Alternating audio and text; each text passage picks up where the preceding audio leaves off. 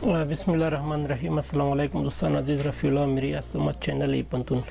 خدا کند که دارای صحت کامل باشید. امروز برایتان آموزش را تهیه نمودم که چگونه میتوانیم پروگرام یا اپلیکیشن واتساپ موبایل خود را با کامپیوتر وصل کنیم.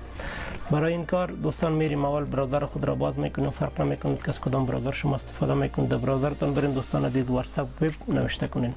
میرم واتساپ وب را نوشته میکنم و کلید انتر را فشار میدهم. بعد از دوستان عزیز میریم واتساپ وب. بعد از میریم دوستان عزیز واتساپ موبایل خود را روشن میکنیم که در اسکرین موبایل برایتان ما نشان میدهم. حالا میریم واتساپ خود را باز میکنیم دوستان عزیز در موبایل خود. بعدا میریم به این سه نقطه کلیک میکنیم. لینک دیوایس. باز لینک دیوایس.